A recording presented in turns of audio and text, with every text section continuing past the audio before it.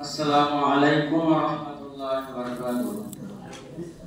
Nahmaduhu wa nusalli ala rasulil karim. Amma ba'd. A'udzu billahi minasy syaithanir rajim. Bismillahirrahmanirrahim.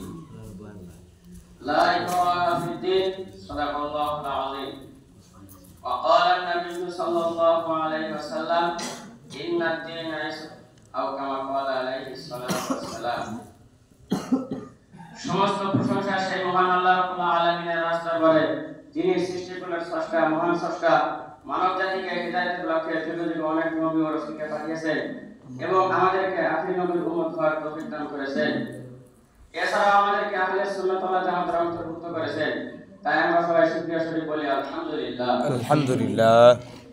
তার সাথে সাথে জানাই সেই মহান মানবের প্রতি অসংখ্য দরুদ ও সালাম, যিনি আখের গমনকারী, জান্নাত জাহান্নাম দর্শনকারী আহমদ মুস্তাফা মুহাম্মদ মুস্তাফা, আমরা সবাই বলি সাল্লাল্লাহু আলাইহি ওয়াসাল্লাম।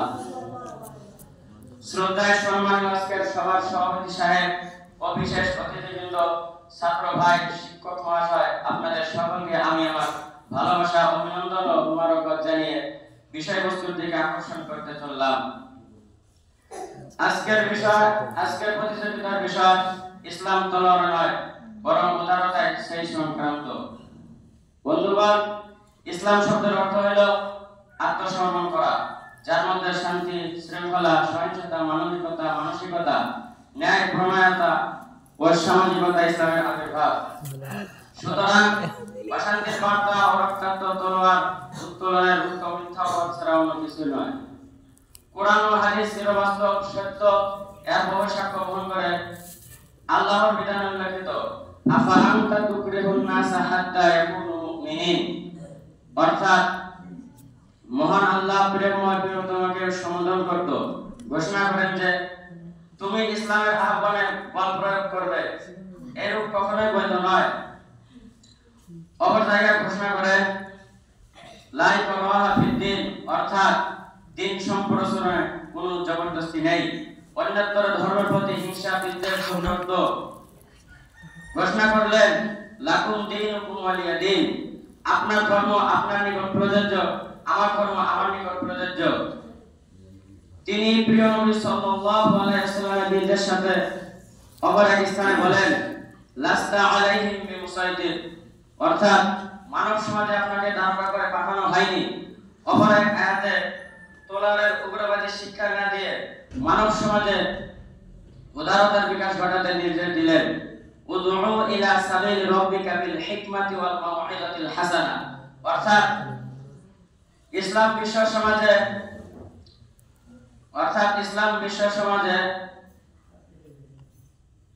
উদউ ইলা সাবিল রাব্বিকা বিল হিকমাতি ওয়াল মাউইযাতিল হাসানা, অর্থাৎ মানব জাতিকে তুমি মনোরঞ্জন বার্তা দ্বারা ইসলামের দিকে আহ্বান করো। সুতরাং উল্লেখিত আয়াত দ্বারা এই কথা দিবালোকে প্রমাণিত হয় যে ইসলাম বিশ্ব সমাজে তলোয়ারের দ্বারা নয়, বরং উদারতার দ্বারা প্রভাব বিস্তার লাভ করেছে। তাই আসুন উদারতার চাক্ষুষ প্রমাণের দিকে দৃষ্টি নিক্ষেপ করি। বন্ধুগণ, উদারতার তালিকায় নথিভুক্ত বীর বাহাদুর হযরত ওমর ফারুক রাদিয়াল্লাহু আনহু, হযরত আলী রাদিয়াল্লাহু আনহু, হযরত খালিদ বিন ওয়ালিদ রাদিয়াল্লাহু আনহু, হযরত হামজা রাদিয়াল্লাহু আনহু, হযরত জাবের তাইয়াব রাদিয়াল্লাহু আনহু, এছাড়াও আধুনিক বিজ্ঞানের বিজ্ঞ পণ্ডিত মিস্টার লর্ডস, মিস্টার টেনার, চন্দ্রের আহ্বানকারী মিস্টার নীল আমরস্টন, মোহাম্মদ আলী কেলে, এছাড়াও খবরের কথা খুললে দেখতে পাওয়া যায় শত শত মানুষ ইসলাম ধর্ম গ্রহণ করছে। এ কোনো জাদুবিদ্যার বল নয়। অতএব বোঝা গেল চিরসত্য ইসলাম ধর্ম বিশ্ব সমাজে তলোয়ার নয়, বরং উদারতা ও মানবতার বলে প্রভাব বিস্তার লাভ করেছে। প্রিয় নবী সাল্লাল্লাহু আলাইহি ওয়াসাল্লাম বলেন দিন খুব সহজ, নিশ্চয় আল্লাহ দিনকে সহজ করেছে।